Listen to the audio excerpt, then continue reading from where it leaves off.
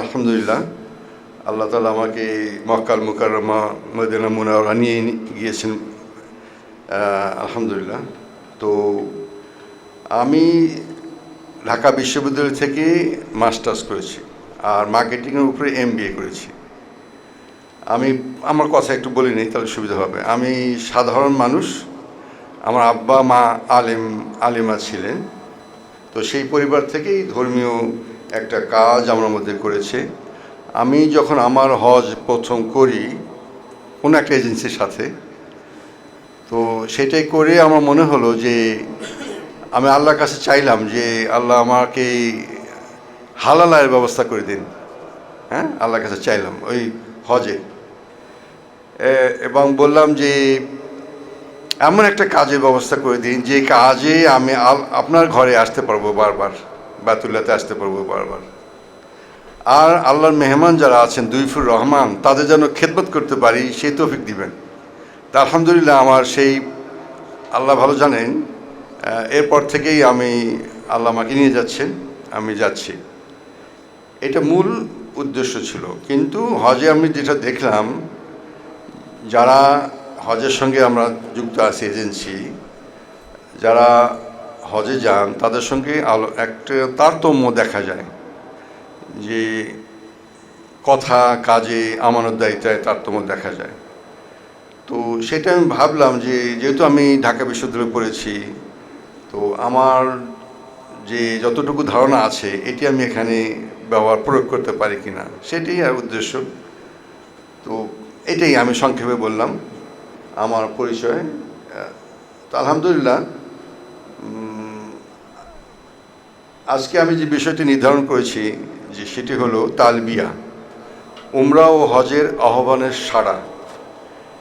এটি আপনারা সবাই জানেন। তালবিয়া আপনার আসলে যারা হজ করেছেন বা উমরা করেছেন তারা তো জানেন, যারা প্রথম করবেন তারাও হয়তো ইতিমধ্যে আপনারা জেনে ফেলেছেন যে আসলে তালবিয়াটা কি।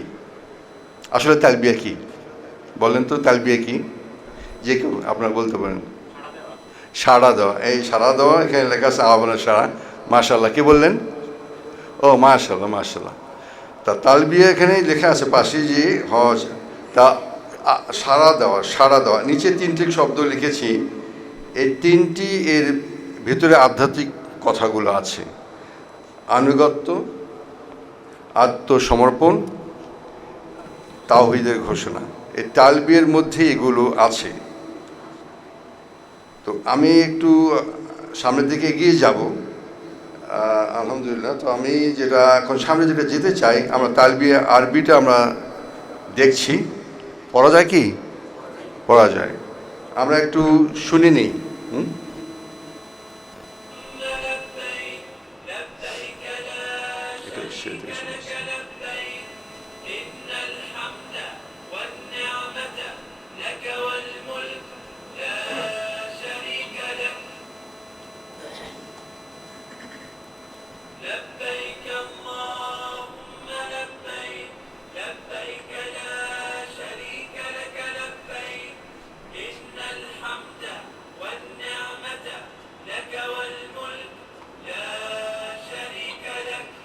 জি আলহামদুলিল্লাহ, আমরা শুনলাম, আমরা জানি।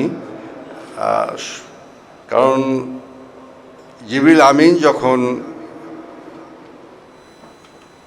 আল্লাহ রসুলের সঙ্গে সাক্ষাৎ দিলেন, তখন জিবরিল আমিন যখন প্রথম সূরা আলাকে 5টি আয়াত আল্লাহ তাআলা অবতীর্ণ করলেন আমাদের নবী মুহাম্মদ রাসূলুল্লাহ সাল্লাল্লাহু আলাইহি ওয়াসাল্লাম করে, উনি শুনে বলেছেন নাকি না দেখে বলেছেন ইকরা, পড়ো।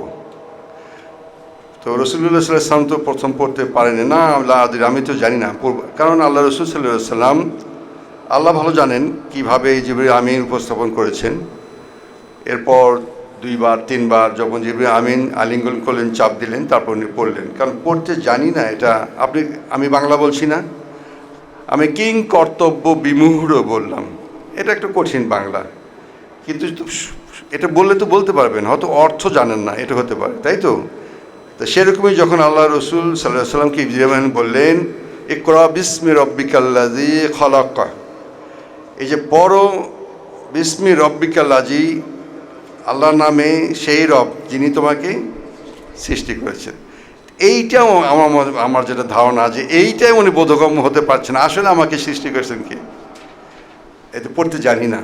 হ্যাঁ, তো সেরকমই আমরা তালবিয়ার মধ্যে দেখবেন এখানে আমরা রঙিন দিয়েছি। হ্যাঁ, 1 2 3 4টা, এখানে দেখবেন লাব্বাইক লাব্বাইক লাব্বাইক লাব্বাইক। আমরা এখানে বলি যে একজনের নাম বললাম, শফিক ভাই আছেন, জি আছি, তো শেষ। আমরা 4বার কেন বলছি এখানে, মানে এতবার বলছি কেন, এটাও আমাদের একটু ভাবা দরকার যে আসলে একবার বলি তো যথেষ্ট। আচ্ছা, আর আমরা হাজির কোথায় হচ্ছি? লাব্বাইক, আমি হাজির, কোথায় হাজির হচ্ছি? আমার আল্লাহর দৃষ্টির সীমানার বাইরে কি আমরা আছি কোথাও? কেউ কি থাকতে পারে? আমরা যা দেখি যা দেখি না সব আল্লাহর জ্ঞানের মধ্যে আছে। তাহলে কেন এই কথাটা আমি বলছি? এটি আমাদের একটু নিজেকেই প্রশ্ন করতে হবে কেন বলছি। আর এখানে আমি একটু রং দিয়েছি, এখানে আরবিতে যে কয়টি বর্ণ আছে তার মধ্যে 7টি বর্ণ উচ্চারণ করা একটু আমাদের জন্য কঠিন। যেহেতু আল্লাহর পবিত্র কালামে বলছেন তোমরা কোরআন মাজিদকে তারতিলের সাথে পাঠ করো, তারতিল, হ্যাঁ, মানে স্পষ্ট করে ধীরে ধীরে পাঠ করো। তাহলে স্পষ্ট করার কথা যেহেতু আছে, তার মানে আমাদের চেষ্টা করতে হবে, যেহেতু আরবি আমার মায়ের ভাষা না, কিন্তু সেটা যার যা হরফ, যে যে বর্ণ আছে তার ওজন অনুযায়ী তাকে ডাকা। আমার নাম শামসুল হুদা, আমাকে ডাকলেন আব্দুর রহিম, আমি কি উত্তর দেব? আমার নাম শামসুল হুদা, বললেন শামসুর হুদা, মানে এরকম বললেন, একটু উচ্চারণ আলাদা হলো। সেই কারণেই আমাদেরকে, যেহেতু আল্লাহ আমাদেরকে ইসলামের মধ্যে এনেছেন, দিনের মধ্যে এনেছেন, অন্তত এইটুকু আমাদের সঠিকভাবে পড়ার চেষ্টা করতে হবে। যেহেতু অনেক সময় আছে, আপনারা বারবার পড়েছেন, এই যে লাব্বাইক আল্লাহুম্মা লাব্বাইক, এই যে হাটা দিয়েছে, এই হাটা 2 রকম আছে। এখানে দেখবেন যে এখানে একটা হা আছে, হ্যাঁ, এখানে একটা হা আছে, এই দুটো পার্থক্য করতে হবে। একটা হা, একটা হা, একটা হা, একটা হা। যেমন কি বলি সূরা ফাতিহা, আউযু বিল্লাহি মিনাশ শাইতানির রাজিম, বিসমিল্লাহির রহমানির রহমানির রহিম, রহিম, আলহামদু, ওখানে আলহামদু বললে হবে না, আলহামদু, এই হাটা আছে, এই হাটা নেই। তাহলে যদি 2টো হা আছে আরবিতে, একটি হায়ে হুচ্চি বলে, যেমন হা মানে গলা ছেড়ে হা, একটা হা গলা চেপে হা, এইটুকু আমার কথা শুনতে পাচ্ছি নিশ্চয়ই।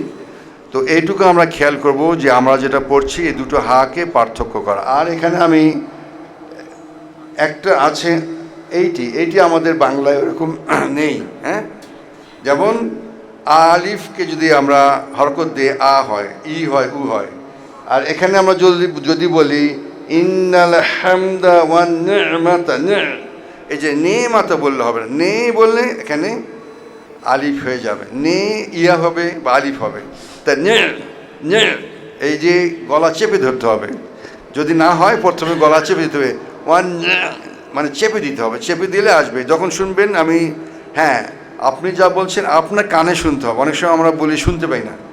এজন্য লাব্বাইক আল্লাহুম্মা লাব্বাইক, এই যে হুম বললাম, এখানে আসলে গুন্না আছে, এগুলো অনেক নিয়ম আছে, শুনে শুনে বললে আর এগুলো নিয়ম শিখতে হবে না। কারণ নিয়ম শিখতে হলে অনেক সময় লাগবে, মানে যারা জানেন তো আলহামদুলিল্লাহ, যারা জানেন না তাদের অনেক সময় লাগবে, অন্তত 1 মাস লাগবে।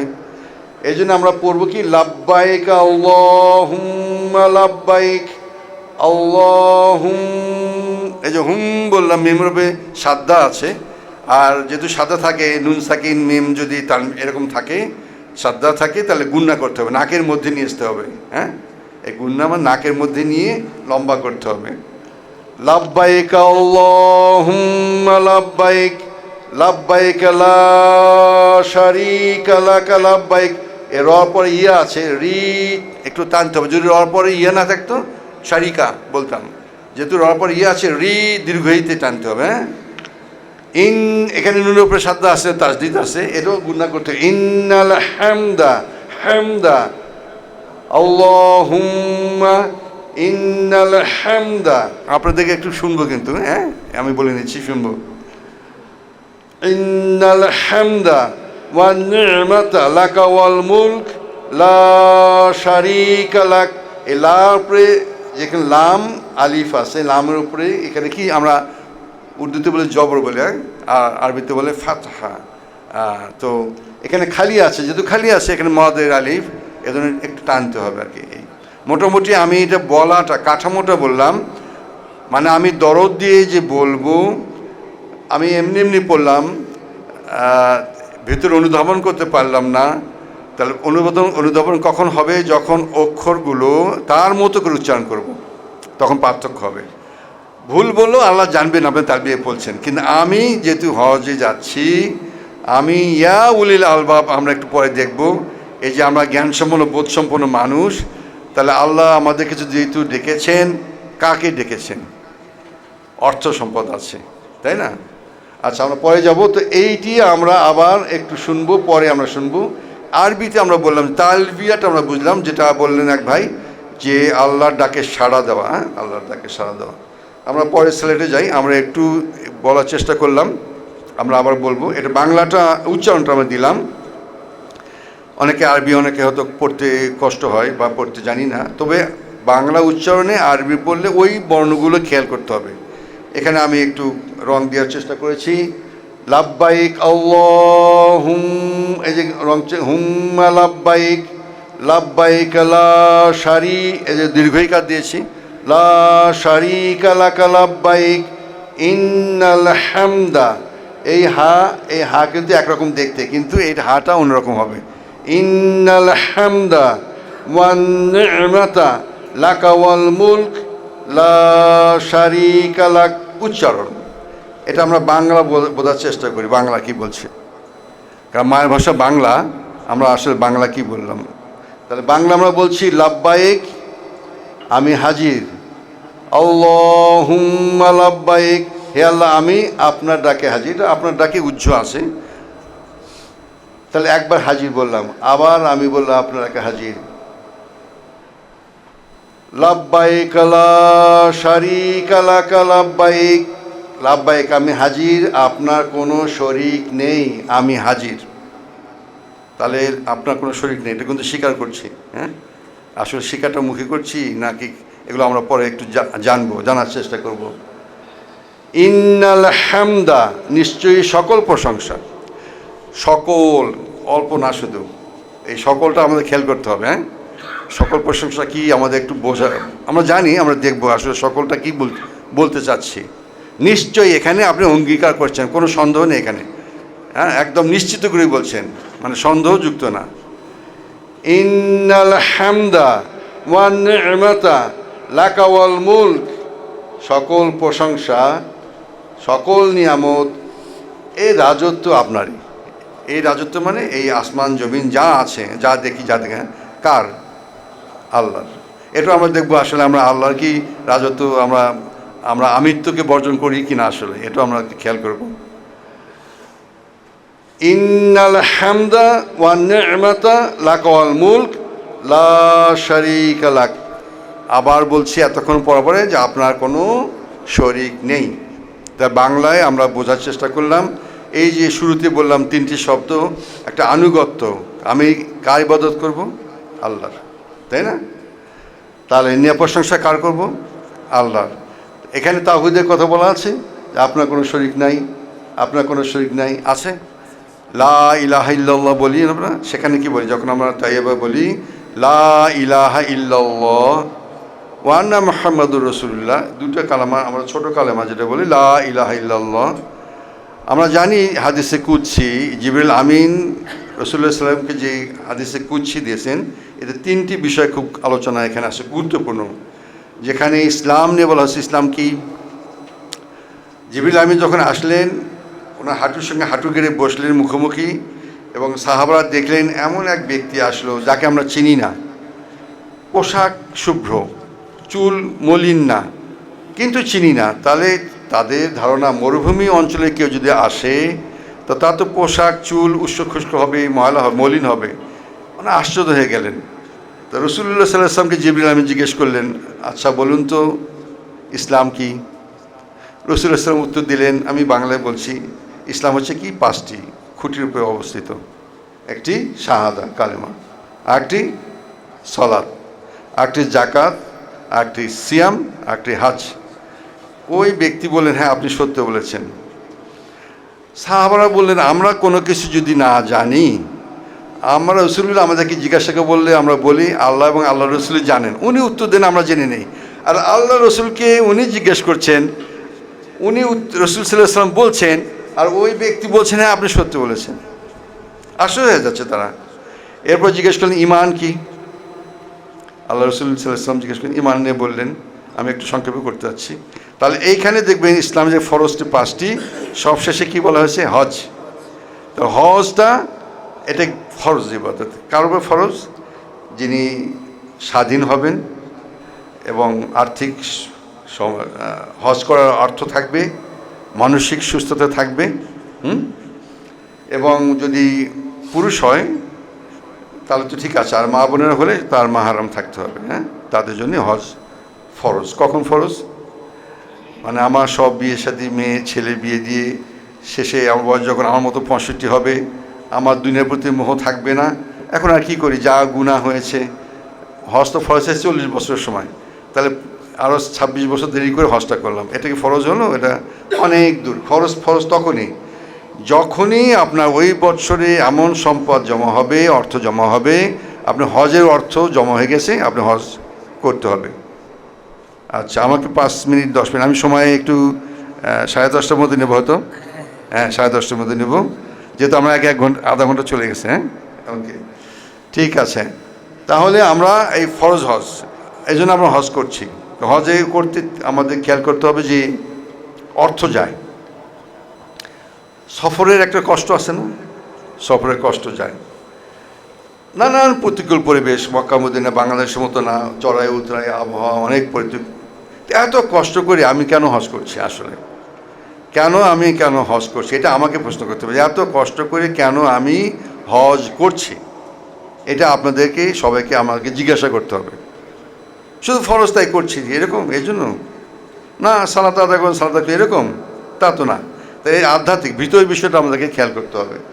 তা আমরা এখানে যেটা বললাম যে আমি হাজির, আবার আমি হাজির, আবার আমি হাজির, এখানে কিন্তু আবার আমি তাওহীদের কথা বলছি। এগুলো আমাদেরকে অনুধাবন করতে হবে। হ্যাঁ, আমি একটু এগিয়ে যাই, তাহলে সুবিধা হবে। তো তালবিয়া যেহেতু বলছি আল্লাহর আহ্বানের সাড়া, আসলে তালবিয়ার ইতিহাসটা কি? আল্লাহ কোরআনুল কারিমে বলে দিয়েছেন, এখানে সূরা আল হজ 22 নম্বর সূরা 27 নম্বর আয়াতে। আমি আরবিটা আর পড়ছি না, যেহেতু আমি একটু কম সময়।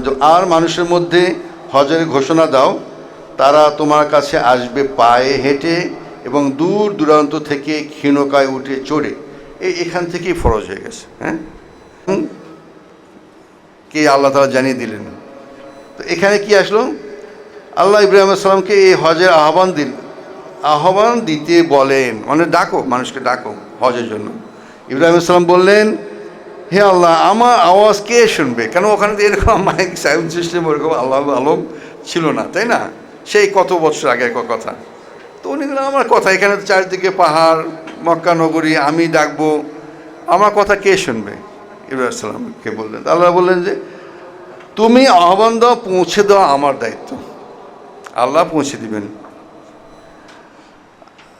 তখন থেকে মানুষ এই লাভবাহিক বলে সাড়া দিয়ে আসছে। তাই ইব্রাহিম আলাইহিস সালাম থেকে পুনরুদ্ধার হয়েছে যে এই লাভবাহিক, এই যে আহ্বানে ডাকলেন, তখনও হজ করতো এই ইসলাম পর থেকে আমাদের মুহাম্মদ রাসূলুল্লাহ সাল্লাল্লাহু আলাইহি ওয়াসাল্লাম আমরা যে করছি। কিন্তু যেটা হলো কি, হজটা বিস্তৃত হয়ে গিয়েছিল, অর্থাৎ উনি আহ্বান করলেন একমাত্র আল্লাহর দিকে, আমার নিয়ামত আল্লাহর, সকল প্রশংসা আল্লাহর। কিন্তু পর্যায়ক্রমে মানুষ বিকৃতভাবে ধর্মকে শিরক দ্বারা নিপতিত করে ফেললো, বিদআত দ্বারা নিপতিত করে ফেললো। যেমন আপনারা জানেন, মুহাম্মদ রাসূলুল্লাহ সাল্লাল্লাহু আলাইহি ওয়াসাল্লাম যখন মক্কার মুকাররমা বিজয় করলেন, ওখানে অনেকগুলো মূর্তি ছিল, তাই না? তার মূর্তি মানে কি? এই মূর্তি আমার টাকা পয়সা দিবে, এ আমাকে জ্ঞান দিবে, এ আমাকে বিপদে আমাকে রক্ষা করবে। তাহলে মানব কথার শরীক করলাম না? করলাম, তাই তো। তো এই জন্য ইব্রাহিম ইসলামের আহ্বানের সাড়া দিয়ে যারা ওই সময় করেছিল, আস্তে আস্তে আস্তে আস্তে মানুষ এই লাভবাহিক সাড়া থেকে বিচ্যুত হয়ে যায়। এই জন্য মুহাম্মদ রাসূলুল্লাহ সাল্লাল্লাহু আলাইহি ওয়াসাল্লামকে দিয়ে আবার এইটাকে পুনরুদ্ধার করেছেন। এই জন্য হজের যে নিয়মগুলো দেখবেন অধিকাংশ ইব্রাহিম আলাইহিস সালামের করা, যেমন সাফা মারওয়া দিবেন, বাইতুল্লাহ আপনি তাওয়াফ করবেন, এগুলো সব ইব্রাহিম ইসলামের এই ইব্রাহিম ইসলামের স্ত্রী যেমন এই যে ইসমাইল ইসলামের জন্য পানির জন্য সাফা মারওয়া দৌড়দৌড়ি করলেন, এই ওখান থেকে সুন্নাহ হিসেবে এসেছে। এটা সংক্ষেপে আমাদের তালবিয়া হজের তালবিয়ার ইতিহাস আমি সংক্ষেপে একটু বলার চেষ্টা করলাম, কোত্থেকে তালবিয়াটা আসলো। আচ্ছা, এরপরে হজের আয়াত আছে এখানে সূরা আল বাকারাতে। আমি যেগুলো দিচ্ছি এই পাওয়ার পয়েন্টগুলো আপনারা নিতে পারবেন, এই আয়াতগুলো আপনারা একটু পড়ে নেবেন, হ্যাঁ, কারণ একটু পড়ে আপনারা তাহলে বুঝতে পারবেন যে আসলে কোরআন কারিমে আমাদেরকে কি বলেছেন। এই প্রয়োজনে আপনাদের যদি হোয়াটসঅ্যাপ গ্রুপ থাকে এটা পিডিএফ করে শফিক ভাই দিয়ে দেবেন। হ্যাঁ, এই আমি যেহেতু একটু সময় কম আছে, আমি ভাবছি আমি 1.5 ঘন্টা সময় নেব, যাই আমি 10:30 ইনশাআল্লাহ শেষ করে দেব। তো সূরা বাকারা 2 নম্বর সূরা বাকারা, 2 হচ্ছে প্রথম সূরা নাম্বার, তারপর হচ্ছে আয়াতের নাম্বার, হ্যাঁ, 197 আয়াত। এটা আমি একটু বাংলা পড়ি। একটা জিনিস খেয়াল করবেন, আমি এখানে যা বলার চেষ্টা করছি কোরআন ও হাদিস দ্বারা প্রমাণিত। আমি এখানে এমন কোনো আনি নাই যেটা আমার ব্যক্তিগত চিন্তা, হ্যাঁ, ব্যক্তিগত চিন্তা। এই জন্য এইটা আমি আপনাদেরকে বলছি এটা দেখার জন্য। বাংলা অর্থ কী আছে এখানে? হজের সময় নির্ধারিত কয়েকটি মাস, হজের সময় কয়েকটি মাস, নির্ধারিত কয়েকটি মাস আমরা জানবো কী কী মাস হজের মাস বলা হয়। অতঃপর যে ব্যক্তি এই মাসগুলো থেকে হজ পালন করার সংকল্প করে, আমি হজ পালন করার নিয়ত করলাম, হ্যাঁ, সংকল্প করলাম, তাহলে কী করবে? তার জন্য হজে কোনো অশ্লীল কথা, পাপাচার ও ঝগড়া বিবাদ নেই। আচ্ছা, হজের বাইরে কি এগুলো বৈধ? বৈধ না তো। অশ্লীল কথা কি কোনো সময় বৈধ ইসলামে? হজে যাই আর না যাই, তাহলে বিশেষভাবে কেন বললেন আল্লাহ তাআলা কোরআনের মাজিদে? বিশেষভাবে কেন বুঝলেন? এটা আমরা একটু খেয়াল করবো, আমরা একটু খেয়াল করব। পাপাচার, কোনো সময় পাপাচার গুনাহ কাজ বৈধ ইসলামে? বৈধ তো না। আচ্ছা, ঝগড়া বিবাদ, কিন্তু এখানে আবার জোর দিয়ে বলা হয়েছে, তাকিদ দেওয়া হয়েছে, কারণ হজের যে সর্বশেষ এবং হজের যে ফজিলত যা বর্ণনা হবে, এই ফজিলত আমাদের চিরশত্রু ইবলিস সেটা তো দিতে চাইবে না। আমরা কোথা থেকে এসেছি? আদম আলাইহিস সালাম, হাওয়া আলাইহিস সালাম জান্নাতে ছিলেন, তো আমাদের বাড়ি কোথায়? জান্নাত। আল্লাহ দুনিয়া পাঠিয়ে দিলেন পরীক্ষার জন্য, তোমরা পরীক্ষা দিয়ে আবার তোমার জান্নাত নাও। কোন জায়গায় যাবে তুমি? জান্নাতুল ফেরদৌসে যাবে না কোন জান্নাতে যাবে? তুমি পরীক্ষা দিয়ে আসো। তো ইবলিস তো তখন বললো, সে তো যদি আদম আলাইহিস সালামকে উনি সেজদা করেননি, আল্লাহ হুকুম মানেননি, তা চিরশত্রু কি আল্লাহ আদম আলাইহিস সালাম, হাওয়া আলাইহিস সালাম সহ ইবলিসকেও দুনিয়ায় পাঠিয়ে দিয়েছে সাথে একসাথে। তারা দুজনের প্রতিপক্ষ। আমরা যেমন সূরা নাসে আমরা জানি মিনাল জিন্নাতি ওয়ান নাস, তাহলে আমরা এই যে মানুষ, জিন জাতি এবং মানুষ জাতি যারা আমাদেরকে অস্ত্র দেয়, তাদের কাছ থেকেও আমরা সূরাতে পানা চাচ্ছি। ইবলিস তো আমরা দেখি, তাহলে ইবলিস আমাদের ডানে বামে সামনে পিছন থেকে আমাদের প্রতারিত করার চেষ্টা করবে। উপর থেকে বলা হয়নি, খেয়াল করবেন, যেটা আয়াত এসছে যে আমার ডাইনে বাঁয়ে সামনে পেছনে, কারণ উপর থেকে আল্লাহর নাজিল করেছেন কোরআন কারিম, আল্লাহর রহমত নাজিল করেন। হ্যাঁ, তো এই জন্য এই কাজগুলো আমাদের হজে করাতে চাইবে, বেশি চাইবে। এখন করাতে বেশি চাইবে না, কারণ সে তো জানি আমি কি করছি আর না কি করছি। কিন্তু হজ যদি আমার কবুল হয়ে যায়, হজে মাবরুর হয়ে যায়, তার বিনিময়ে কি আমরা জানবো। সেজন্য এটি আল্লাহ তাআলা আবার বিশেষভাবে বলেছেন যে হজে যারা তোমরা যাবে, তোমরা এইটা খেয়াল রাখবে, অশ্লীল কথা, পাপাচার, ঝগড়া বিবাদ নেই। তোমরা যে কোনো ভালো কাজ করো আল্লাহ তা জানেন। আর তোমরা পরকালের জন্য পাথেয় সংগ্রহ করো। পাথেয়টা কি? পাথেয় সংগ্রহ করো পরকালের জন্য। হ্যাঁ, পরকালে আমি তো টাকা পয়সা নিয়ে যাব না, কি নিয়ে যাব? আমল নিয়ে যাব। নিশ্চয়ই সর্বোত্তম পাথেয় হলো তাকওয়া, আল্লাহ ভীতি। এই তাকওয়া যদি সংক্ষেপে বলি, তাহলে তাকওয়া মোটা দাগে যদি বলি, আল্লাহ এবং আল্লাহ রসুল যা করতে বলেছেন তা সেরকম করা, আর আল্লাহ রসুল যা করতে বারণ করেছেন তা না করা। আমরা যা করতে বলেছেন তা করার চেষ্টা করি, যা করতে না করেছেন তা আমরা বারণ, মানে সেখান থেকে দূরে থাকতে পারি না। যে মিথ্যা কথা বলা নিষেধ, আমরা মিথ্যা বলি মাঝে মাঝে, সুদ, অনেক সময় ওজনে কম দেওয়া, এগুলো নিষেধ। এই জন্য তাকওয়ার হচ্ছে আল্লাহ রসুল যেভাবে বলেছেন সেভাবে আদেশগুলো মানা এবং যা নিষেধ করছেন তা না করা, এইটি হলো পূর্ণাঙ্গ তাকওয়া। আপনারা হয়তো নিশ্চয়ই বুঝতে পেরেছেন আমি কি বলতে চেয়েছি, ইনশাআল্লাহ। আচ্ছা, আর হে বুদ্ধিমানগণ, ওই যে বললাম ইয়া উলিল আলবাব, বুদ্ধিমানগণ, আমরা তো বুদ্ধিমান। আল্লাহ আমাকে ডাকে, ইব্রাহিম আসলামের মাধ্যমে ডাকে, সাড়া দিয়েছেন, আমরা ডাক শুনেছি, আল্লাহ চায় তো আমরা যাব। তাহলে আমরা, হে বুদ্ধিমানগণ, তোমরা আমারই তাকওয়া অবলম্বন করো, অন্য কারো না।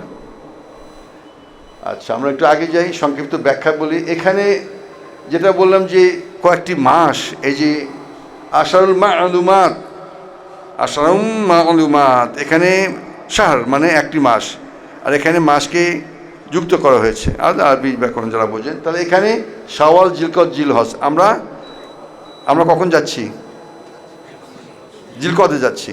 তাহলে হজের মাস শাওয়াল থেকে শুরু হয়ে জিলহজ পর্যন্ত। এই সফরে শাওয়াল থেকে শুরু হয়, জিলকদে যায়, জিলহজে যায়। আর এখানে ওই তিনটি কথা বললাম, অলা রফাফা, অশ্লীলতা প্রয়োগ করতে হবে। অর্থাৎ লেখেন লা, কোনো অশ্লীলতা নেই। তারপরে লা ফুসুক, গুনাহ থেকে বেঁচে থাকতে হবে। তারপরে লা জিদালা, ঝগড়া না করা। এখানে কি বলছেন? তাকওয়াই আসল পাথর। এখানে বলছে যা খায়রুজ্জাদের তাকওয়া, তাহলে উত্তম হচ্ছে তাকওয়া, সর্বশ্রেষ্ঠ উত্তম। এখানে জাস্ট এই কটা আমি শব্দটা নিয়ে এসেছি ওই আয়াতের মূল মর্মবাণী বোঝানোর জন্য। তাহলে আমরা হজে যারা যাচ্ছি আমাদেরকে ওই তিনটি জিনিস মাথায় রাখতে হবে, যে আমরা এইটা করব না। কি করব না? অশ্লীলতার কাজে যুক্ত হব না, গুনাহ কোনো কাজে আমি যুক্ত হব না, ঝগড়া আমি করব না, ঝগড়া ফ্যাসাদে যুক্ত হব না। এই আমার কথা বোঝা যায়? অসুবিধা হচ্ছে না তো? আচ্ছা, আমি একটু ধীরে বলছি যে একটু বোঝার জন্য। হাদিসে আমরা জানি মাবরুর হজ। তা হজ এমন একটা ইবাদত যেখানে অর্থ যাবে, পরিশ্রম যাবে, যেখানে ধৈর্য থাকবে। তা সেটার বিনিময়ে কী হবে? মুহাম্মদ রাসূলুল্লাহ সাল্লাল্লাহু আলাইহি ওয়াসাল্লাম বলেছেন, যে ব্যক্তি হজ করে এবং অশ্লীলতা ও পাপ থেকে বেঁচে থাকে, ওই যে আগে কোরআন আয়াত, আল্লাহ রাসূল হাদিসে এসেছে, সে এমন হয়ে ফিরে আসে যেন তার মা তাকে নতুন জন্ম দিয়েছে। সহিহুল বুখারী। তার মানে আমি যখন জন্ম নিয়েছি আমি তো পাপ নিয়ে জন্ম হয়নি। আমি যখন হজে যাচ্ছি আমার কোনো না কোনোভাবে, মানুষ নিষ্পাপ নয় একমাত্র নবী রাসূল ছাড়া, কেন আল্লাহ তাআলা তাদেরকে নিষ্পাপ করেছেন। তো আমি ইচ্ছায় অনিচ্ছায় আমার দ্বারা পাপ হয়ে যাবে। সেই পাপ মোচনের রাস্তা কি? অনেকগুলো রাস্তা আছে, যেমন সিয়াম, রোজা রাখলে, ফিতরা দিলেন, সকল ইবাদতের পাপ মোচনের রাস্তা আছে। এটি হলো হজ, এমন একটা ইবাদত যে ইবাদতে একদম মা যখন জন্মেছে সেরকম আমরা নিষ্কলুষ হতে পারবো। কিভাবে? যদি লা শারিকা লাহ, আর এক আল্লাহকেই আল্লাহ সে মানি। ওই আগে আমার ইমানটা রাখতে হবে। ইমান না রাখলে তো কোনো ইবাদত আমার নেই। এই জন্য তালবিয়ার মূল জায়গা ওখানে, যে আমি যদি মাবরুর হজ করতে চাই তাহলে আমি কোনো শরীকের সঙ্গে যুক্ত হব না। ইন্নাল হামদা ওয়ান নি'মাতা লা শারিকা লাহ, আপনার কোনো শরিক নাই, এই জায়গা অবস্থান করেই আমাকে এখানে আসতে হবে। মাবরুর হজের প্রতিদান আল্লাহ জান্নাত ছাড়া আর কিছু নয়। এটা সহিহ বুখারী, মুসলিম আছে। আল্লাহ রাসূল সাল্লাল্লাহু আলাইহি ওয়াসাল্লাম বলেছেন। আয়েশা রাদিয়াল্লাহু আনহা বললেন যে মা বোনেরা তো জিজ্ঞাসা করলেন, আয়েশা রাদিয়াল্লাহু আনহা বললেন, আমি বললাম, হে আল্লাহ রাসূল, আমরা কি জিহাদ করব না? কারণ জিহাদ ইসলামের সর্বোত্তম ইবাদত। যখন জানলেন জিহাদ সর্বোত্তম ইবাদত, আয়েশা রাদিয়াল্লাহু আনহা জিজ্ঞেস করলেন, তাহলে আমরা কি জিহাদ করব না?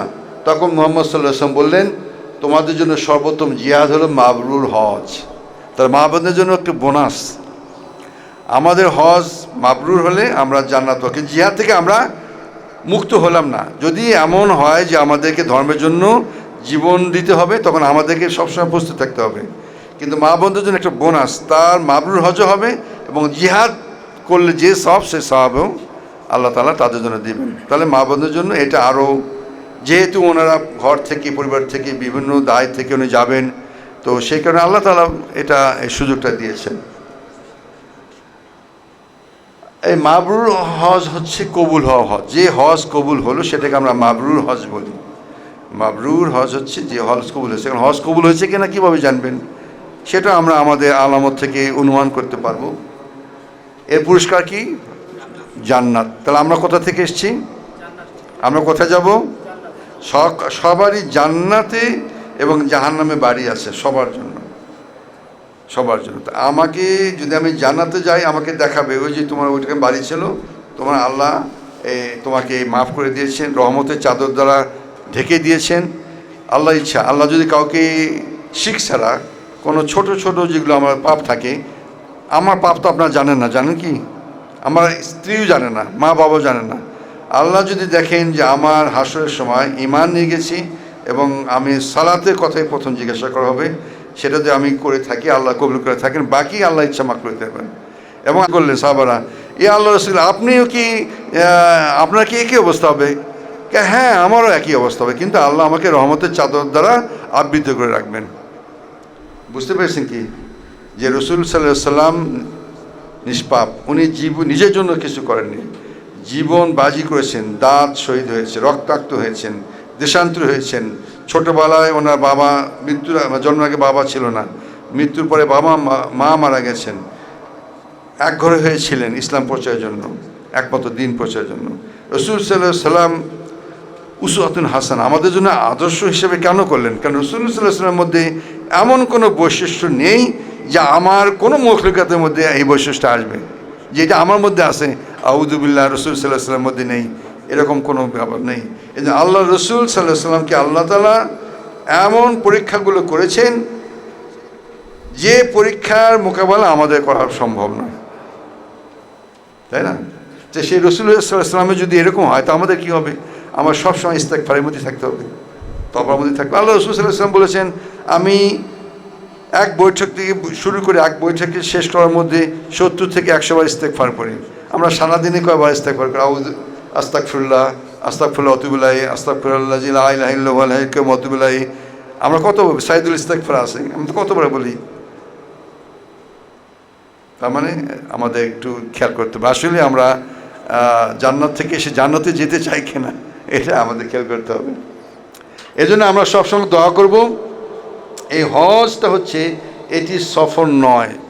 যদিও আল্লাহ তাআলা বলছেন যে তোমরা যদি নিদর্শন দেখতে চাও তাহলে যেতে বলেছেন, সফর করতে বলেছেন। তাহলে আমরা ওখানে গেলে বাইতুল্লাহ দেখব, সাফা মারওয়া দেখব, মাকামে ইব্রাহিম দেখব, অনেক মিনা মুজদালিফা আরাফাত দেখব, যেটা রাসূলুল্লাহ সাল্লাল্লাহু আলাইহি ওয়াসাল্লাম ছিলেন। ওগুলো দেখবো, দেখলে আমার ভিতরে খুশু আরও আসবে, আরও আমার পরিতৃপ্ততা আসবে। যে দিকে আমি এই এত বছর পর্যন্ত আমি সালাত আদায় করলাম বাইতুল্লাহ, সেই বাইতুল্লাহ আমি দেখলাম, হ্যাঁ, এই যে দেখার একটা পরিতৃপ্ততা, এটা কিন্তু আপনার অন্যরকম একটা, জি, সেজন্য দেখাটাও আমাদের জরুরি বটে।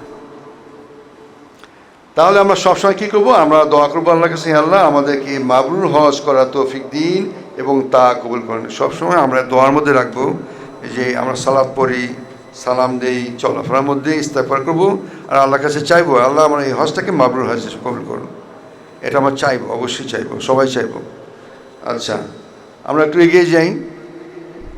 মাবরুর হজের লক্ষণ, আপনি যে হজটা আপনি মাবরুর হলো কিনা আমরা একটা লক্ষণ দেখতে পারি। লক্ষণ এটা আমার একবারেই বলা যাবে না, এগুলো হলেই হবে, আল্লাহ ভালো জানেন।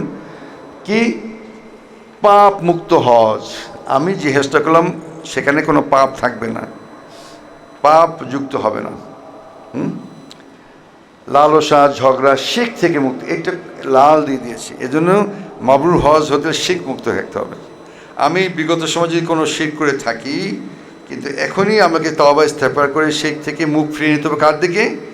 ইন্নাল হামদা ওয়ান নি'মাতা লাকা ওয়াল মুলক লা শারীকা লাক।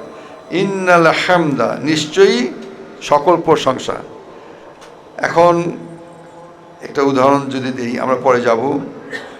এমন একজন ব্যক্তি আসলেন, আপনি চিন্তা করেননি আমার সাক্ষাৎ তার হবে। আপনার যত রকম পোশাক আছে, সুন্দর পোশাক পরবেন, যত আদবের মতো আছে আদবের মতো ব্যবস্থা করবেন, দাঁড়িয়ে যাবেন, তারপরে গিয়ে সালাম করবেন। এই যে আমরা করছি, আল্লাহ জন্য আমরা কী করছি? ইন্নাল হামদা, নিশ্চয় সকল প্রশংসা আল্লাহর জন্য। তো আমরা যে সালাত, সিয়াম, জাকাত, ঈমান আনছি, তাহলে এইটা আমরা কতটুকু একাগ্র চিত্তে করছি, এটা আমাদের একটু খেয়াল করতে হবে। প্রশংসা কার জন্য? একমাত্র আল্লাহর জন্য। আমরা কোনো কারো যদি প্রশংসা করি, সেই প্রশংসা আল্লাহর সমকক্ষ কোনোভাবেই হওয়া সম্ভব নাই, কোনোভাবেই হওয়া সম্ভব। সকল নিয়ামত কার? আল্লাহ। আমাকে যে হাত, পা, চোখ, কান দিয়েছেন, জবান দিয়েছেন, কে দিয়েছেন? আমাকে যে সম্পদ দিয়েছেন, কে দিয়েছেন? আমাকে ছেলে দিয়েছেন, মেয়ে দিয়েছেন, কে দিয়েছেন? এখন হজে যাওয়ার সময় কিন্তু বলি, এই বাড়ি গাড়ি আমার, এগুলো তোমরা দেখে রাখো যেন আমি এসে ঠিকমতো ফেরত পাই। এই বাড়ি গাড়ি জিম্মাদারি আমার, আল্লাহ তাআলা আমাকে জিম্মাদারি হিসেবে দিয়েছেন। তা আমার আমিত্বের মধ্যে থাকে। এই আমার আব্বা আম্মা তো আমার জন্য কিছুই করেনি, যা করেছে আমার নিজের পরিশ্রমে করেছি। তা আল্লাহ বললেন আল্লাহর ইবাদতের পরে তারপরে বাবা মার, এমন করা যাবে না যে একটা উফ শব্দ যেন বাবা মার মুখ থেকে না আসে। তা আমরা সেই বাবা মাকে কি অবস্থায় রাখি? আমরা দেখি যে আমাদের অবস্থা ভালো হয়ে গেলে বাবা মা যদি 2 দিন 4 দিন 7 দিন থাকে ঢাকা শহরে, আমরা চিন্তা করি যে রুমের জায়গা নেই, আমি সোফায় থাকি, বাবা মা তোমাদের কতদিন থাকবা? আউযুবিল্লাহ। বাবা মার কোনো তুলনা নেই আসলে। মা রাসূলুল্লাহ সাল্লাল্লাহু আলাইহি ওয়াসাল্লাম 3 বার বলেছেন, কিন্তু বাবা। তা সেখানে আমরা যে নিয়ামতের কথা বললাম, এই নিয়ামতগুলো আল্লাহ আমাকে দিয়েছেন নাকি? এটা আমাদের খেয়াল করতে হবে যে আমার যা জ্ঞান অর্জন করছি, এজন্য আল্লাহ রাসূল সাল্লাল্লাহু আলাইহি ওয়াসাল্লাম দোয়া করতেন, আল্লাহুম্মা ইন্নী আসআলুকা ইলমান নাফিআ ওয়া রিজকান তাইয়্যিবান ওয়া আমালান মুতাকাব্বালান। আল্লাহ রাসূল সাল্লাল্লাহু আলাইহি ওয়াসাল্লাম দোয়া করেছেন, আল্লাহুম্মা ইন্নী আসআলুকা, আমি আকাশ চাই, ইলমান নাফিআ, উপকারী জ্ঞান চাই, যে জ্ঞান উপকার আছে, যে জ্ঞানের মধ্যে উপকার নাই। এমন কিছু জ্ঞান আছে যার মধ্যে উপকার নাই, আমার স্বার্থ আছে, আমি ওই জ্ঞান অর্জন করি, আমি অন্যকে ফাঁকি দিয়ে আমার অট্টালিকা করে ফেললাম। আল্লাহ রাসূল এই জ্ঞান চাননি। রিজকান হালালান তাইয়্যিবান, এমন রিজিক আমাকে দাও যেটা তাইয়্যিব। আল্লাহ বলেছেন, আমি যেহেতু আল্লাহ পবিত্র ছাড়া কোনো কিছু গ্রহণ করবেন না। কোনো কিছুই চুরি করে ডাকাতি করে এনে আমি অন্য হক মেরে সেটা দান করলাম আর আশা করলাম আল্লাহ গ্রহণ করবেন না, কখনো না, এটা করবেন না।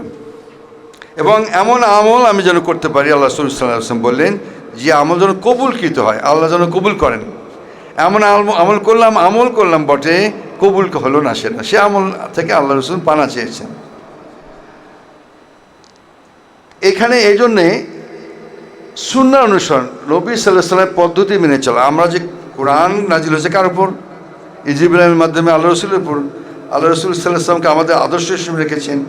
আমরা আমাদের 2টো কিতাব বিদায় হজে আল্লাহ রাসূল সাল্লাল্লাহু আলাইহি ওয়াসাল্লাম বলে দিলেন যে এই যে কোরআন আছে, এই যে আমার বাণী আছে, এই দুটো যে আঁকড়ে ধরবে তারা কি হবে না, বিপথে যাবে না।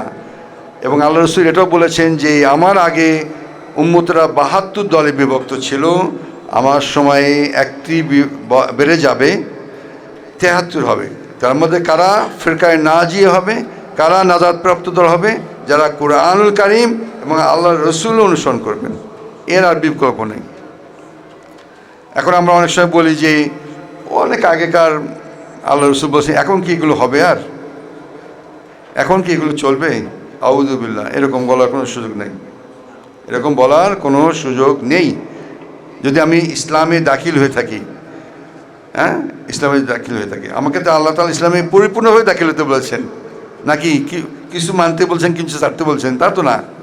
আচ্ছা, আর আধ্যাত্মিক পরিবর্তন হতে হবে আমাদের, নামাজ, তাকওয়া, চরিত্র উন্নয়ন। আমরা যে সালাত পড়ছি, আমাদের যে তাকওয়া, যে আল্লাহ ভীতি বললাম সেটি, এবং চরিত্র উন্নয়ন। আমরা যদি দেখি হজের পরে এগুলো আমার কমে গেছে আগের চেয়ে, আমি নিয়ন্ত্রণ করতে পারছি, বা ভুলে হলে আমি ইস্তেগফার করতে পারছি, তাহলে আমরা বুঝতে পারবো যে আল্লাহ তাআলা আমার হজটাকে কবুল করার জন্য আমাকে মনোনীত করেছেন। এবং হালাল খরচ, হজের জন্য বৈধ অর্থ ব্যবহার, হালাল হতে হবে। আল্লাহ হালাল ছাড়া নেবেন না বলে দিয়েছেন, তাহলে আমাদেরকে হালাল হতে হবে। এখন কি আমাদের অনেক সময় হালাল মিশে গেছে, তাহলে কী করতে হবে? সেটা আমাদেরকে ইস্তেগফার করতে হবে, তওবা করতে হবে। কারো যদি আমরা হক নষ্ট করে থেকে হক পূর্ণ করে দিতে হবে। আর এমন হক নষ্ট করেছি তাকে আমি পাচ্ছি না, তার বিনিময়ে আমি সাদাকা করব, করে আমি চেষ্টা করব আমি আল্লাহর কাছে এখানে পাপ মুক্ত হয়ে হজ করার জন্য সবসময় আমরা এই ইয়াকিন মানে এই বিশ্বাস থাকতে হবে, এই চেষ্টা থাকতে হবে, এই প্রতিজ্ঞা থাকতে হবে। এগুলো যা বললাম সব সহিহ বুখারী সহিহ মুসলিমে আছে। এই একটু সংক্ষেপে আমরা যেটা একটু ওখানে কালার করেছিলাম, আমরা এটা নিয়ে একটু বলবো। এটা গুরুত্বপূর্ণ, শিরক মুক্ত হয়। শিরকের নিয়ে আমি 10টি পয়েন্ট বলবো, যে 10টি পয়েন্ট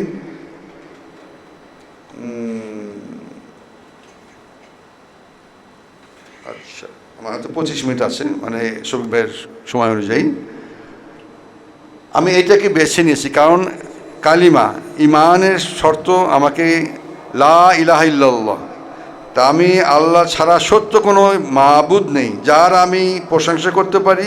সূরা ফাতিহা পড়ি নাম্বার 7 আয়াত, আউযু বিল্লাহি মিনাশ শাইতানির রাজিম, বিসমিল্লাহির রহমানির রহিম, আলহামদুলিল্লাহি রাব্বিল আলামিন। তা সকল প্রশংসা কার? এখানে তো এই বলছি ইন্নাল হামদা ওয়া নি'মাতা লাকা ওয়াল মুলক, ওটাই তো বলছি। তো সূরা ফাতিহা আমার 7 আয়াত পড়ছি, আমাকে কার মতো পরিচিত করো? যার প্রতি আল্লাহর রহমত প্রাপ্ত হয়েছে, সিরাতুল মুস্তাকিমের দিকে চলো। কার মতো চালছি না যারা গজবপ্রাপ্ত অভিশপ্ত। তো সূরা ফাতিহা তো দোয়াই পড়ছি সবসময়। আসলে দোয়া পড়ছি তো বুঝতে পারছি কি না, এই পড়াটা আমাকে 5 ওয়াক্ত সালাতে 17 রাকাত যে ফরজ ইবাদত, এই 17 বার পড়ছি, আসলে 17 বারে অনুধাবন করতে পারছি কি না। আপনি খেয়াল করবেন, একটা উদাহরণ দেই। ছোটোবেলায় মা একটা সন্তান যখন জন্ম নেয়, সন্তানকে জন্ম পরে ডান পা বাম পা দেখে স্যান্ডেল পড়তে পারে? পারে কি? জন্ম পরেই এটা ডান পা এটা বাম পা পারে না। তা মা তাকে শেখায়, এই ডান পা দেয় বাম পা দেয়, বলে ডান পা এই ডান পা, বাম পা বাম পা। এরপরে কি ভুল করে না সন্তান? করে তো। এটা কতক্ষণ মা তাকে শেখায়?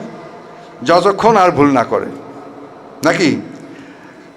এরপরে আমরা এখন যে স্যান্ডেল পরি বা জুতো পরি, আমার লাইট বন্ধ, আমি যদি টয়লেটে যাব, বের হয়ে কি আমি আলো জ্বালিয়ে ডান পা বাম পা স্যান্ডেল খুঁজে পায়ে দিই? না পায়ে দিলেই বুঝি এটা ডান পা এটা বাম পা। তো সেই রকমই আমি 17 বার ফরজ ইবাদতে আমি সূরা ফাতিহা পড়ছি, এতবার পড়ছি, সেটা আমার কেন আমাকে এই হারাম কাজ থেকে বিরত করতে পারছে না? কেন পারছে না? আমার কলব, আল্লাহ রাসূল সাল্লাল্লাহু আলাইহি ওয়াসাল্লাম আত-তাকওয়া হাহুনা, আত-তাকওয়া হাহুনা, আত-তাকওয়া হাহুনা। আমার কলবকে আমি সেভাবে পরিশুদ্ধ করিনি, আমার কলবকে আমি পঙ্কিলতা দিয়ে ভরে রেখেছি।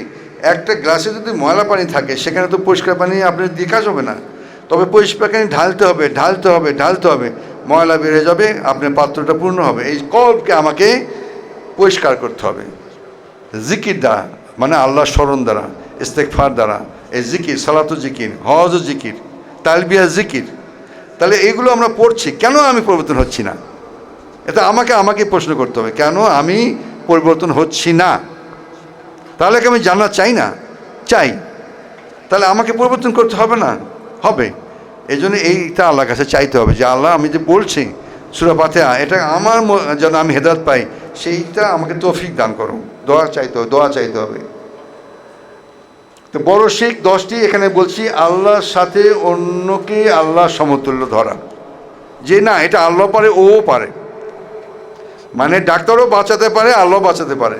এই ডাক্তারটা না আসলে মারাই যেত, ভাগ্যিস ডাক্তারতে এসেছিল। আউযু বিল্লাহ, এটা কি হবে? ডাক্তারকে যে জ্ঞান কে দিয়েছে? চিকিৎসার জ্ঞান আল্লাহ দিয়েছে না? তাহলে আল্লাহ দিয়েছে, আল্লাহকে তাকে জ্ঞান দিয়েছে, উনি সেই জ্ঞান প্রয়োগ করেছে, নিজে জ্ঞান দিয়ে তো করছে না। তো এইগুলো আমরা উদাহরণ দিয়েছি, যে এখানে সূত্র কি দিয়েছি, সূরা আন-নিসা 48 নম্বর আয়াতে আছে, আল্লাহ শিরককে কখনো ক্ষমা করবে না তওবা ছাড়া। মানে তওবা করতে হবে, শিরক থেকে ফিরে আসতে হবে। ওমর রাদিয়াল্লাহু আনহু যখন ইসলাম গ্রহণ করলেন, তখন কালিমা পড়লেন না, কিন্তু আগে যে ওনার পাপ ছিল, সেই পাপ কি গোনা হয়েছে? সেই পাপ তওবা দ্বারা মিটে গেছে। তা আমি যে এই অবস্থায় আজকে তওবা করি, আমার অতীতের পাপ, এমন তওবাতুন নাসুহা, একনিষ্ঠ তওবা, যে তওবা আমার প্রতিজ্ঞা থাকবে যে আমি এই কাজটা, আল্লাহ চায় ইনশাআল্লাহ আমি এই কাজ আর আমি করবো না।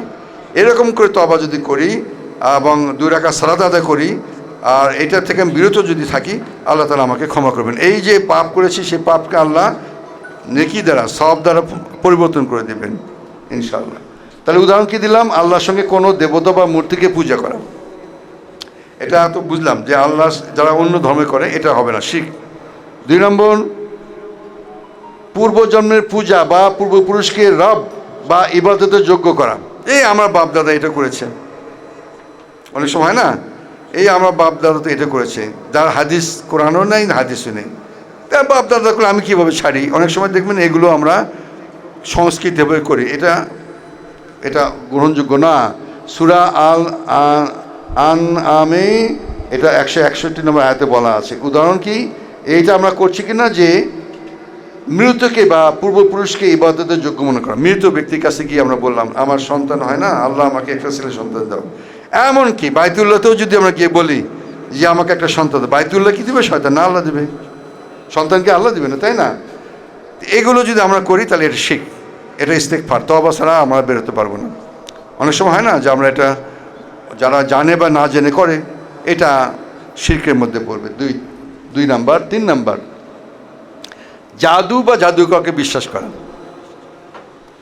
জাদুকরকে মানে আমি জাদুকরের কাছে গেলাম আমার ভাগ্যলিপি জানার জন্য, এটা হবে না, নিষেধ। সূরা বাকারা 102 নম্বর আয়াতে বলছেন ভবিষ্যৎ জানার জন্য জাদুকরের উপর নির্ভর করা। আমার আগামী বছর কী হবে, আমার এই যে সন্তান কি হবে, বা আমার 10 বছর পরে কী হবে, আমি এই যে আংটি পরে না, অনেকে আংটি পরে পাথর দিয়ে, আবেদন করবে না, আল্লাহ করবেন। এখান থেকে বের হয়ে আসতে হবে। 4 নাম্বার, অপ্রয়োজনীয় ভয় বা ভক্তি অন্য কোনো সৃষ্টির প্রতি। একমাত্র আল্লাহকেও কিন্তু ভয় করতে হবে। আল্লাহ আমাকে জান্নাত দিতে পারেন, আল্লাহ আমাকে জাহান্নাম দিতে পারেন। আমরা সেইটা যদি করি, সূরা আল আনামে 141 সময় আয়াতে এসেছে।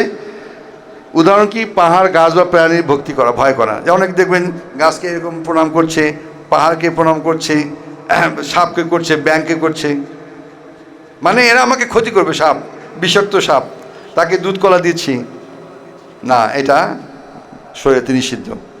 আমরাও করি না, কেউ না কেউ করে হয়তো, যেহেতু কোরআনে এসছে এটা থাকবেই। কোরআনে যেহেতু এসছে সত্য, তাহলে কেউ না কেউ করবে, নাহলে আল্লাহ কোরআনে রাখবেন কেন? এটা নিশ্চয়ই। 5 নাম্বার, মূর্তি পূজা। এটা একটু কঠিন আলোচনা করা বাংলাদেশের প্রেক্ষাপটে। আউযুবিল্লাহ, আল্লাহ আমাদেরকে নাউযুবিল্লাহ মিন যালিক, আল্লাহ আমাদেরকে এখান থেকে বাঁচিয়ে রাখুন। বাংলাদেশে এমন অবস্থা হয়েছে, মাদ্রাসাতেও 7টা স্তম্ভ, 3টে স্তম্ভ বানিয়ে ফুল দিয়ে, তাকে ফুল দিয়ে বরণ করতে হবে। আমার নিয়তের মধ্যে কি আছে আল্লাহ ভালো জানেন।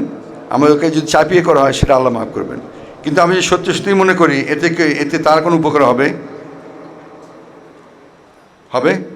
হবে না। এই জন্য এটা সূরা আনফালে বলেছেন কোনো মূর্তিকে দোয়া বা প্রার্থনার মাধ্যমে সাহায্য কামনা করা। আমরা একটা মূর্তির সামনে দোয়া করলাম, মানে আমার যিনি যাকে বলি, না, চলবে না। এটা পদ্ধতি আল্লাহ রসুল যেভাবে দিয়েছেন সেভাবেই আমাকে করতে হবে, যদি আমরা মুসলিম হয়ে থাকি, আত্মসমর্পণ করে থাকি। আজও সুবিধাবাদী হয়ে থাকি, আল্লাহ আলম, আল্লাহ ভালো জানেন দুনিয়ার জন্য যে আমি সুবিধা নিয়ে থাকি। 6 নম্বর, আল্লাহর আদেশ অমান্য করে অন্যকে সহযোগী ধরা। আল্লাহকে যেটা বললেন সেটা বাদ দিয়ে অন্যকে সহযোগী দিলাম। বাংলাদেশে যেটা আছে যে, এটা আবার রাজনীতি নিয়েন না আপনি, দুনিয়ার সকল নিয়মকানুন আইন চলবে আল্লাহর কোরআন রসুলের হাদিস দ্বারা। সেখানে মানব রচিত কোনো আইন দ্বারা আমি যদি চালাই, বাধ্য হয়ে চালাচ্ছি, আর আমি নিজের থেকে স্বতঃস্ফূর্ত হয়ে চালাচ্ছি, দুটো পার্থক্য আছে। আল্লাহ আমাদেরকে হেফাজত করুন। সূরা ফাতির, কোনো শয়তান বা মানুষের নির্দেশকে আল্লাহর সঙ্গে সমতুল্য করা না, এটা আমাদের এটাই আইন, এটা কোরআন না, হাদিস না। আমি তো কোরআনে আইন আমি প্রচলন করতে চাইনি। আপনার চাওয়ার কে না চাওয়ার কে? আপনি মুসলমান, আপনার তো এই এক্সটেন্ড নেই, আপনার চাওয়ার কি না চাওয়ার কে? আপনি মুসলমান, এটা আত্মসম্পর্ক করতে হবে, আপনার চাওয়ার সঙ্গে সম্পর্ক নেই কোনো। এটা আমরা তো খুব ফিতনার মধ্যে আছি, আল্লাহ আমাদেরকে হেফাজত করুন। 7 নম্বর, কুসংস্কার ও অশ্লীল অনুশীলন। কুসংস্কার, অশ্লীল অনুসরণ। আমাদের এখন বিয়ে হয়ই না। এমন কিছু কীর্তিকলাপ আমরা মুসলমানের বিয়ের মধ্যে এনেছি, সহজ বিয়েকে কঠিন করে ফেলেছি। অনেক দেখবেন যেগুলো অন্য ধর্ম থেকে এসছে, আপনারা জানেন, আমি বলছি না উদাহরণ করে, এগুলো থেকে বের হতে হবে আমাদেরকে। যেখানে এখানে সহিহ বুখারীতে আল্লাহ রাসূল সাল্লাল্লাহু আলাইহি ওয়াসাল্লাম বলেছে, যে ব্যক্তি কুসংস্কার অনুসরণ করে সে আল্লাহর আস্থা থেকে বঞ্চিত হবে। বুখারী। যেমন নির্দিষ্ট দিনে বা জায়গায় অশ্লীল কাজকে পাপ মুক্ত করে করা, যে এইটাতে এখানে গিয়ে করলে কোনো অসুবিধা নেই। মানে এক বট গাছের নিচে গিয়ে আমরা করলাম, বা কোনো গাছের নিচে গিয়ে করলাম কোনো কিছু, আউযু বিল্লাহি মিনাশ শাইতানির রাজিম। শিরক মূল উদ্দেশ্যে দরকার, শিরক মূল উদ্দেশ্য। এখানে সূরা আল বাকারা 27 নম্বর, আল্লাহর জন্য নয় প্রতিপক্ষ বা রিয়া দেখানোর জন্য ইবাদত। এটা হজে একটু খুব গুরুত্ব করবে। রিয়া মানে লোক দেখানো। আমি হজ করি, বললাম কি তোমার নাম কি? আলহাজ শামসুল হুদা।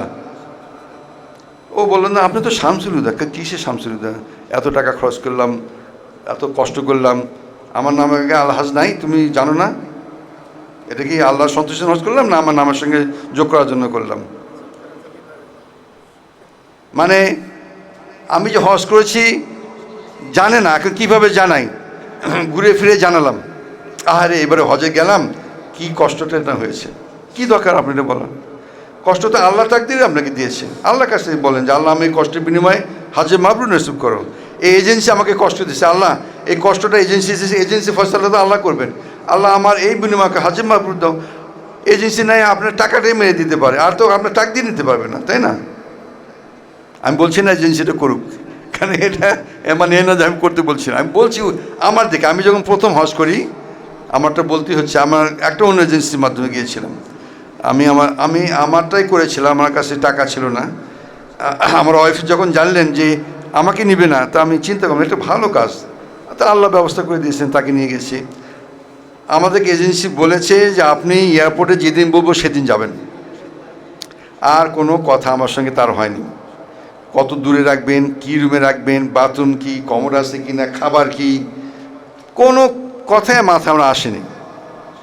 আমরা রেডি হয়েছিলাম, বলছে কোন দিন, আমার স্ত্রী আমি এয়ারপোর্টে চলে গেলাম। এটাও জিজ্ঞাসা করিনি কোন এয়ারলাইন্স কটা ছাড়বে, কেন এটা আমার কাছে মনে হয়নি এটা জিজ্ঞেস করা। আমি ভাবছি যে আল্লাহ যদি আমাকে নিতে চায় তাহলে আমি যাইতে পারবো।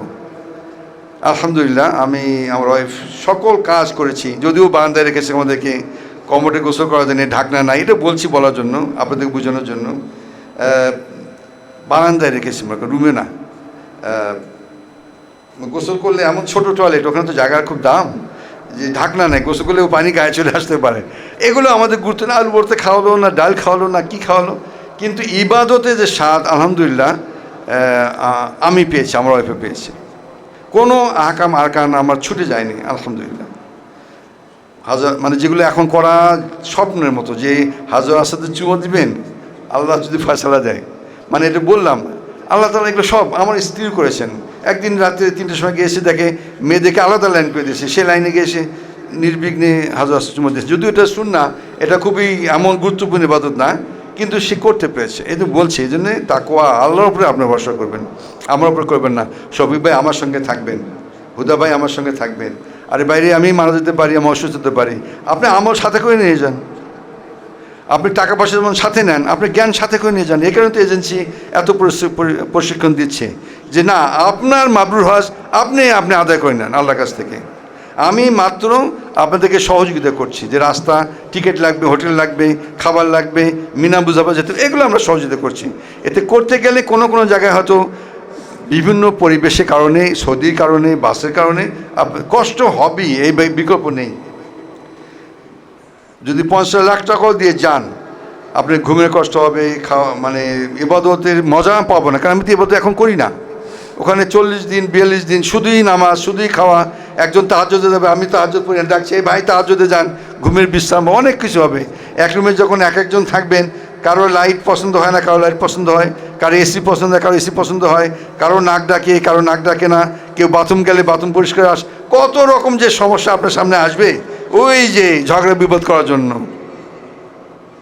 যেটা 3টা জায়গা চেক করে অনেকের আল্লাহ তাআলা বললেন তোমরা রফাসা ফুসুকা জিদালা এখান থেকে মুক্ত থাকো, কিন্তু এই পরিবেশ তৈরি করে দিবে। আল্লাহ তাআলা পরীক্ষা, ছোট একটা পরীক্ষা আমাদের কাছে নেবেন। এই পরীক্ষা যদি দিতে না পারি, আমি এটা বলছি না বারবার যে এজেন্সি এগুলো করুক, কিন্তু বাস্তবতা এগুলো আসতে পারে। এই জন্য একমাত্র আমাদের লক্ষ্য থাকবে আল্লাহ আমাকে হজকে মাবরুর হজ কবুল করো, আমি নিষ্পাপ হয়ে যে আসবো, এইখান থেকে যেন আমি আবার ময়লা আমার কলবে না ঢুকাই, সেইটা আমাকে তৌফিক দান করো। আমি ময়লা পরিষ্কার করে আসলাম, তাই না? তো শিরক, এই যে আমরা শিরক, এটা আবার বললাম রিয়া, লোক দেখানো কিছু করা যাবে না, লোক দেখানো করা যাবে না, খুবই কঠিন এটা, খুবই কঠিন, এই জায়গাটা খুবই কঠিন। এই জন্য আল্লাহ রসুল হাদিসও আছে খুব, যে জাহান্নাম উদ্বোধন করা হবে এরকম দিয়ে, খুবই কঠিন হাদিস আছে, কঠিন হাদিস। আল্লাহ আমাদেরকে মাফ করুক। 9 নম্বর হচ্ছে আল্লাহ ছাড়া অন্যকে শাফাত হিসেবে ধরা। শাফাত করা মালিক একমাত্র কে? আল্লাহ রসুল কখনো বলছে যে তুমি আমার কাছে দোয়া করো না, আল্লাহ রসুল বলছে আল্লাহর কাছে চাও। ফাতেমা রাদিয়াল্লাহু আনহার কাছে যখন বলেন আল্লাহর কাছে চাইতে বলছে না রসুলের কাছে চাইতে বলছে? আমরা দোয়া যে পড়ি আজানে পড়ে, আল্লাহ তাকে অনুমতি দিবেন, তখনই আল্লাহ রসুল শাফাত করতে পারবেন, তার আগে তো পারবেন না। এই জন্য আমরা দোয়া করি যেন আল্লাহর রসুলকে যে শাফাতের জন্য ওনাকে অনুমোদন দেবেন, সেই শাফাতের মধ্যে যেন আমি থাকতে পারি, সেজন্য দোয়া করি। অর্জুকনা শাফাত ওই আমল কি আমা, কিন্তু আল্লাহ রসুলের কাছে আমি চাচ্ছি না। অনেকেই আল্লাহ রসুলের সাল্লাল্লাহু আলাইহি সাল্লামের কবরে গিয়ে চাই, এই আল্লাহ রসুল আমাকে এটা করো সেটা করো, আমাকে মাফ করে দাও, বেহেশতে দাও, আউযু বিল্লাহ, এটা করা যাবে না, নিষেধ। তাহলে আল্লাহ রসুল সাল্লাল্লাহু আলাইহি সাল্লামের কাছে যদি না চাইতে পারি, তাহলে কার কাছে চাইতে পারবো? পারবো কি? পারবো না, পারবো না। এটা খুবই গুরুত্বপূর্ণ, খেয়াল করবেন যে মৃত্যুকে বা শাফাত চাওয়ার, ওসিলা চাওয়ার 3টা সহি তরিকা আছে, আমি আলোচনা আনছি না, যদি কোনো সময় হয়তো বলবে, এটা করা যাবে না। আর 10 নম্বর হচ্ছে ধন, সন্তান বা ক্ষমতাকে আল্লাহর সমতুল্য বিশ্বাস করা, যে আমার এগুলো আছে, মানে অহংকার আল্লাহর চাদর। এই যে আমার মধ্যে অহংকার চলে আসলো, আমার সঙ্গে পড়েছে, ও তো কিছু করে না, আমাদের 3 তলা বাড়ি করেছি, অনেক কিছু না, যে এই যে ভিতরে যে অহংকার চলে আসে, এটা না, এটা যাবে না, এটা করা যাবে না। আল্লাহ দিয়েছেন আলহামদুলিল্লাহ, আল্লাহ আমাকে দিয়েছেন আলহামদুলিল্লাহ, তাই না? সূরা আল কাসাসে আছে, মনে করা যে সম্পদ বা ক্ষমতা নিজ থেকে সাফল্য দেয়, নিজ থেকে দেয় না, নিজ থেকে সাফল্য দেয় না। তা আমি 10টি পয়েন্ট এটা বললাম। ইসলামের গোল্ডেন রুল কি? আমার প্রায় শেষের দিকে চলে আসছি, 8 মিনিট আছে, আপনাদেরকে তো প্রশ্ন করি নাই। ইসলামের গোল্ডেন রুল কি? আবু হুরায়রা রাদিয়াল্লাহু আনহু থেকে বর্ণিত, রাসূল সাল্লাল্লাহু আলাইহি ওয়াসাল্লাম বলেছেন, আপনি অন্যদের জন্য সেই কাজ করুন যা আপনি নিজের জন্য চাচ্ছেন। শুধু এটাই খেয়াল করবেন। এই যে খাবার আসলো সামনে, 4টা ভাই খাওয়া বসছি, আমার পাশে ছোট মাছের টুকরা, মাছের মাথাটা ওই পাশে, আমি মাছের মাথা পছন্দ করি, হাত বাড়িয়ে মুঠে নিয়ে নিলাম। এটা আমাকে, এটা খাবারই তো মাত্র, আমি একটা ছোট উদাহরণ দিলাম। তাহলে আমার আর 3 ভাই যে আমার সঙ্গে বসছে, আসলে কি উনি পছন্দ করেন কিনা? তাহলে এই যে ছাড় দেওয়ার মানসিকতা, এটা আমাদের খেয়াল, সবসময় আমি তুলনা করব, আচ্ছা আমি এটা পছন্দ করি, আসলে আমার কাজের মেয়ে, কাজের ছেলে, আসলে সে কি এটা পছন্দ করে? এই জন্য আমার জন্য যা পছন্দ করি, অন্যের জন্য তাই পছন্দ করতে হয়, সহিহ মুসলিম এটা। এবং বলছে তোমার কাছে যদি একটা খেজুরও থাকো, অর্ধেক খেজুর হলেও তুমি দাও, একটা খেজুর মাত্র, যেটা আমাদের মূল্য। এটা রাসূল ওমর রাদিয়াল্লাহু আনহু বলেছেন যে দেখেন তাকওয়া, জুতার ফিতাও যদি না থাকে, একটা ফিতা, 2টা ফিতা তো আমরা আল্লাহর কাছে চাইতাম। আর কি বা টাকা আছে বা তুমি যখন যাবো, কয় জোড়া জুতো কিনবো, ইমান, এটা নিয়ত। আমার টাকা আছে, আল্লাহ তো টাকা দিয়েছে, আলহামদুলিল্লাহ, আল্লাহ আমাকে টাকা দিয়েছে, ইনশাল্লাহ আমি কিনতে পারবো। আল্লাহর উপর সুপর্দ করলেন। যখন আমি টাকার উপরে আপনি দায়িত্ব অর্পণ করলেন, না, ওমর রাদিয়াল্লাহু আনহুর অভাব ছিল, অর্ধ জাহানের উনি খেলাফত ছিল, তার আনুগত্য দেখেন, তার তাকওয়া দেখেন, আমাদের তাকওয়া কোথায়? আমরা এগুলো ভাবি কি? আসলে আমাদের সিরাত পড়তে হবে, আমাদের সাহাবা একরামের জীবনী পড়তে হবে, পড়লে আমাদের মধ্যে আস্তে আস্তে পরস্পর কাজ করবে। অন্য কিছু না পড়ে সিরাত পড়তে হবে, রাসূলুল্লাহ সাল্লাল্লাহু আলাইহি ওয়াসাল্লাম জীবনী পড়ি, সাহাবাদের জীবনী পড়ি, তাহলে কাজ করে। আরেকটি হাদিস, রাসূল সাল্লাল্লাহু আলাইহি ওয়াসাল্লাম বলেন, যে ব্যক্তি মানুষের সাথে ভালো ব্যবহার করে সে আল্লাহর নিকট প্রিয়। আমি আল্লাহর নিকট প্রিয় হতে চাই কি চাই না? চাই। তাহলে মানুষের সঙ্গে ভালো ব্যবহার করবো না। কাজের মেয়ে, সে গ্রাম থেকে এসছে, এই ভুল যদি আমার মেয়ে করে, তাহলে আমি কি মারতাম না? মারতাম না, আগে চিন্তা করবো। সে সামান্য ভুল করে মেরে দিলাম, বাথরুমে বন্ধ করে রেখে দিলাম, খুন্তি ছাকা দিলাম, এটা কি একটা মানুষের কাজ হয়? এটা সম্ভব? মানুষের সন্তানকে মানুষ এভাবে করতে পারে, কিন্তু করতে পারছে কেন? সে তুলনা করছে না, সে আল্লাহর কাছে ভালো হতে চাচ্ছে না। যে আমি তারপর যদি আমি ইহসান করি, ইহসান নিয়ে ওই হাদিসে করছি। ইহসান কি? যেগুলো আমি জিজ্ঞেস করছিলেন আল্লাহ রসুলকে, তো ইহসান হচ্ছে সেই, তাকে ইহসান বলেছেন যদি আমি এমনভাবে সালাত আদায় করি যেন আমি আল্লাহ সুবহানাহু ওয়া তাআলাকে দেখছি। এটা তো সম্ভব না। তো আল্লাহ সুবহানাহু ওয়া তাআলা আমাকে দেখছেন, আমি সালাত আদায় করছি। তাহলে কতটুকু ধ্যানের মধ্যে, কতটুকু আনুগত্যের মধ্যে আমি সালাত আদায় করলে এর অবস্থা হবে। ইহসান, হ্যাঁ এই। আর যে মানুষকে অপমান করে সে আল্লাহর কাছে অপ্রীতিকর। সহিহ বুখারী। তাহলে আমার আলোচনা শেষের দিকে চলে এসছে, প্রায় শেষ, আলোচনা নেই। আমরা যেটা শুরু করেছিলাম তালবিয়া হজ ও ওমরার জন্য। আমরা যদিও বাংলাদেশ থেকে যাচ্ছি কি জন্য? হজের। আমরা তো যারা আমরা তামাত্ম করব তারা তো ওমরা আগে করব, এখানেও তালবিয়া লাগবে, হজও তালবিয়া লাগবে। তো হজের স্লোগান, ওমরা স্লোগান তালবিয়া, এবং তালবিয়াটা আমরা সহি শুদ্ধভাবে মনে করব। আপনাদের আশপাশ যারা আলিম আছেন বা যিনি জানেন তার কাছ থেকে শিখে নেবেন, এবং আপনারা ইউটিউবে পাবেন, বিভিন্ন জায়গায় পাবেন, শুনবেন, শিখবেন, এবং এর অর্থটা বোঝার চেষ্টা করবেন। আসলেই তালবিয়াতে আমরা কি বলছি? আমি আল্লাহর কাছে ওয়াদা করছি যে আমি যে এতদিন তোমার যে জমিনে হাজির ছিলাম, কিন্তু আমার মধ্যে এই যে পঙ্কিলতা ছিল, আমি শিরক করেছি, আমি হক নষ্ট করেছি, আমি মনে করছি আমি সব কিছু করেছি, এগুলো সব কিছু থেকে একমাত্র মুখ ফিরে নিলাম সেই আল্লাহর দিকে, যেই আল্লাহ আমাকে সকল নিয়ামত দিয়েছেন এবং সকল প্রশংসা যেই আল্লাহ পাওয়ার যোগ্য, এই রাজত্ব যার, আমি তার দিকে মুখ ফিরিয়ে নিলাম।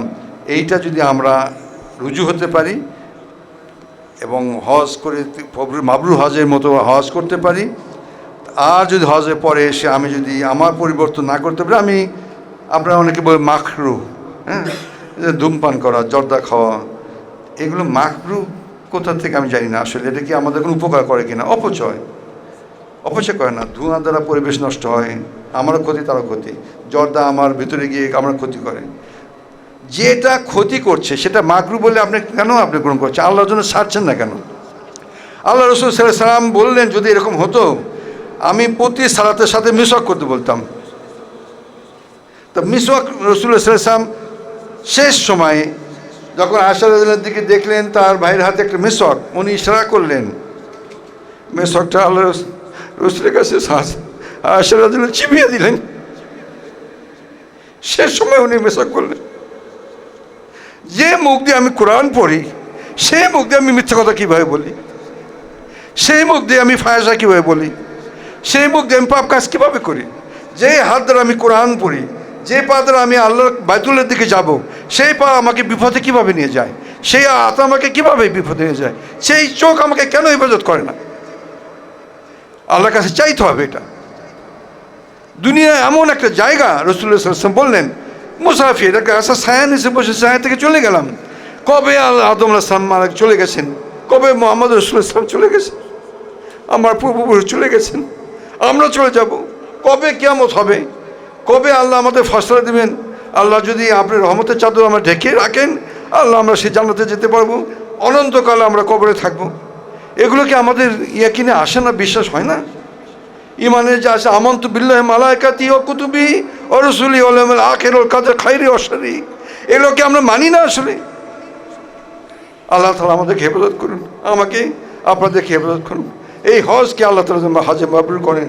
আমি আলোচনা এখানে শেষ করছি।